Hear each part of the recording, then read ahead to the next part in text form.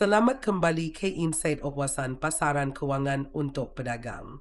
Saya Sofia, panduan Anda melalui lanskap pasaran keuangan yang menarik dan sentiasa berubah. Hari ini, kami mempunyai topik yang sangat bernas yang disesuaikan khusus untuk pedagang yang ingin meneroka peluang baharu. Panduan Anda untuk berdagang komoditi pertanian dalam talian, langkah demi langkah untuk pemula. Episod ini penuh dengan semua yang Anda perlukan untuk mengemudi dengan yakin dalam dunia perdagangan komoditi pertanian yang dinamik. Komoditi pertanian, termasuk gandum, jagung, kacang soya, kopi, gula dan koko, adalah tonggak asas perdagangan global yang menjejaskan segala-galanya daripada kopi pagi Anda kepada keselamatan makanan di seluruh dunia.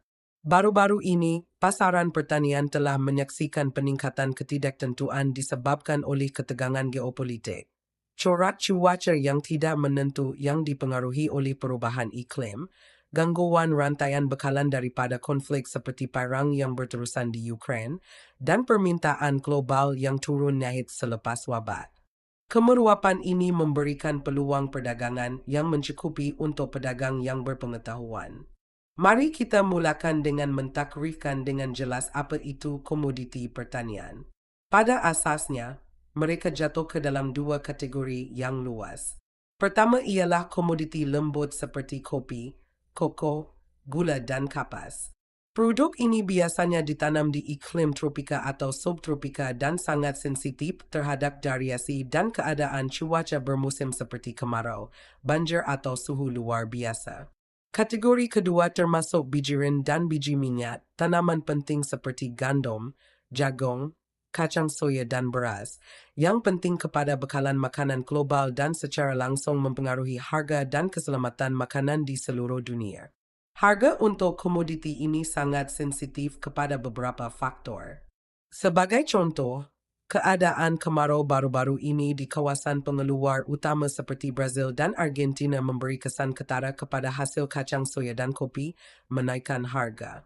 Begitu juga, peristiwa geopolitik, terutamanya konflik Rusia-Ukraine, telah mengganggu bekalan gandum dengan teruk, yang membawa kepada lonjakan harga bijirin global. Selain itu, peralihan ekonomi, seperti tekanan inflasi yang dilihat secara global sepanjang tahun lalu, juga memberi kesan ketara kepada pasaran komoditi. Memahami dinamik ini adalah asas kepada perdagangan yang berjaya. Langkah kedua melibatkan pemilihan platform dagangan yang betul. Kepentingan platform yang boleh dipercayai tidak boleh dibesar-besarkan kerana ia secara langsung memberi kesan kepada kecekapan dan keselamatan dagangan Anda.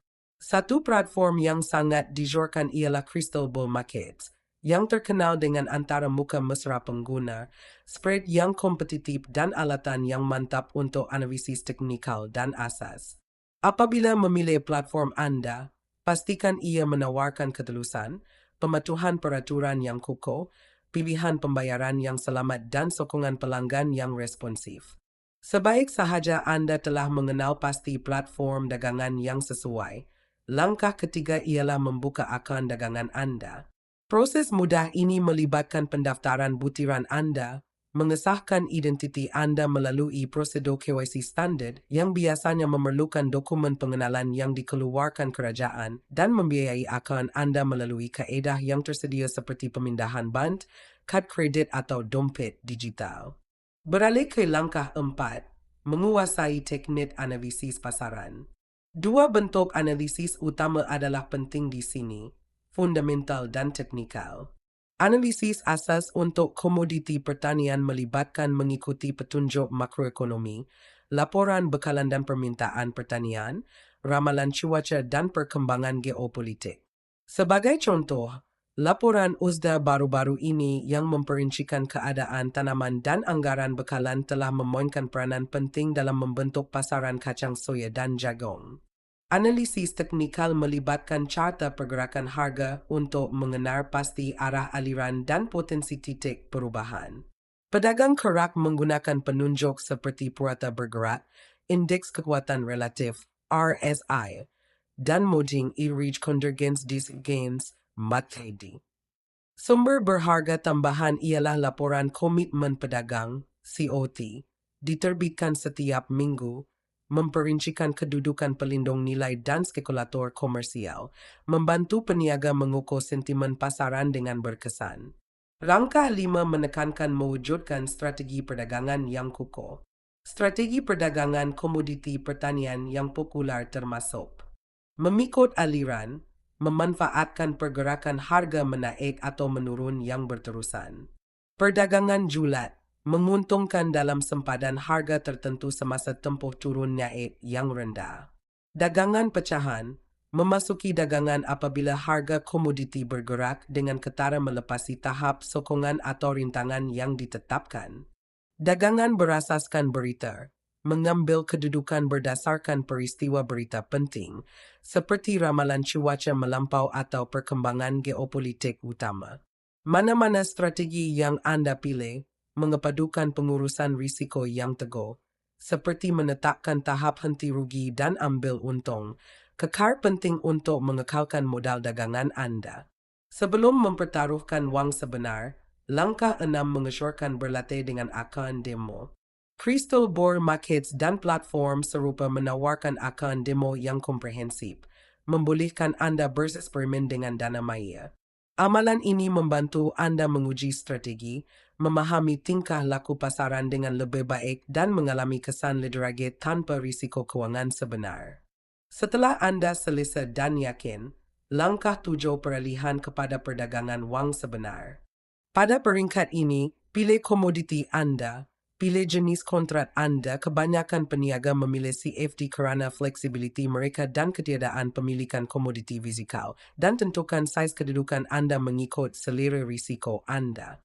Sentiasa tetapkan pesanan henti rugi dan ambil untung untuk menguruskan pendedahan risiko Anda dengan teliti. Pengurusan risiko yang berkesan, diperincikan dalam langkah 8, adalah penting untuk kejayaan jangka panjang Anda. Teknik pengurangan risiko penting termasuk menggunakan pesanan henti rugi untuk menghadkan potensi kerugian pada setiap dagangan.